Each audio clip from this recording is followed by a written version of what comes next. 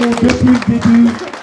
Sa présence est pour nous quelque chose d'extrêmement important, compte tenu de son histoire, compte tenu de la lutte qu'elle a menée, qui a beaucoup de points communs avec celle que nous menons ici. Merci Saïd. Bonsoir à tout le monde. Ça va? Oui, ça va. Okay. Mais merci beaucoup. Merci à toutes et à tous de venir si nombreux pour soutenir les camarades parce que c'est très important. Comme je dis, et j'ai l'habitude de dire, heureusement qu'il y a des bonnes personnes qui dénoncent, qui soutiennent les gens qui souffrent. Et nous, on l'a connu, ça, quand on était en grève, à l'époque, à l'hôtel Ibis des Batignolles. On a eu beaucoup de soutien et c'est avec ce soutien que nous sommes arrivés à la victoire. Et quand je suis venu pour la première fois, j'ai dit moi je les appelle les salariés d'Emmaüs, je leur ai dit de tenir, parce qu'ici elles ne seront pas abandonnées, elles seront beaucoup soutenues avec beaucoup de personnes. Et ce soir, ça se voit que vous êtes là, vraiment nombreuses et nombreux. Merci beaucoup à vous. Ce que je veux dénoncer, ce que je dénonce ici aujourd'hui, que j'ai toujours dénoncé, et que je l'ai même dit dans l'hémicycle, pour dire, là où partout vous êtes piétinés, vous êtes mal payés, vous êtes maltraités, mettez-vous en lutte. C'est important, parce que ça ne va pas descendre du ciel.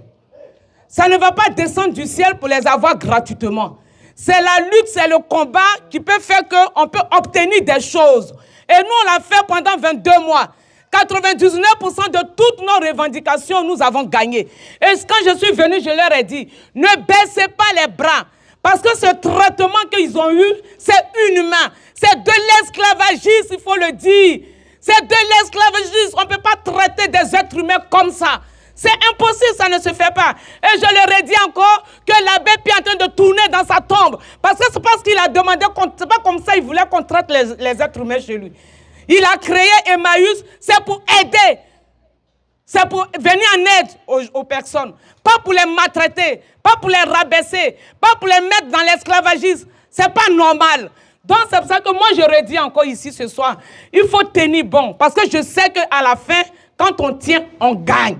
Et ces personnes, je le redis encore, il faut les régulariser. C'est des gens qui ont travaillé chez Emmaüs. Il faut les régulariser. Il faut les régulariser. Parce que faire travailler des gens dans le noir, on cache l'immigration, on ne veut pas régulariser les gens, mais dans le noir, on les emploie en cachette. Pourquoi? Il y a beaucoup de personnes d'immigrés qui n'ont pas de papiers et qui travaillent dans le noir. Mais il faut régulariser les gens. Il faut les régulariser. Pourquoi les employer en cachette? Pourquoi les maltraiter en cachette? Ce n'est pas normal. C'est pour ça que nous dénonçons ce système-là. Régularisation pour tout le monde, pour tous les sans-papiers. Régularisation pour tous les sans-papiers. Régularisation pour tous les sans-papiers. Régularisation pour tous les sans-papiers. Régularisation pour tous les sans-papiers. Merci, je vais passer mon... Merci. Et puis la lutte paye, hein, sachez-le.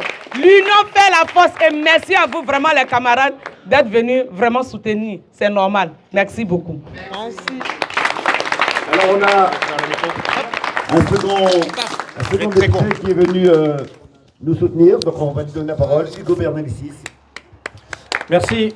Je vais être très court parce que Rachel a dit l'essentiel et quelle fierté pour nous de l'avoir dans notre groupe parlementaire.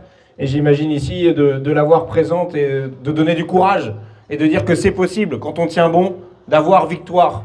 Et surtout quand on est soutenu. Et merci à toutes celles et tous ceux qui font le déplacement aujourd'hui, qui prennent de leur temps pour soutenir cette lutte plus que légitime. On est en France, le pays des droits de l'homme, paraît-il, de la déclaration des droits de l'homme et du citoyen. Bon, à l'époque, ils ne savaient pas qu'il y avait des femmes. Maintenant, ils sont au courant. Et c'est aussi les femmes qui sont dans ce genre de lutte les premières à s'avancer. Et il faut leur rendre honneur et gloire. Parce que c'est sans doute peut-être même encore plus compliqué pour elles de rentrer dans la mobilisation. Donc bravo à mesdames, messieurs aussi évidemment, mais bravo mesdames d'abord. Et je veux dire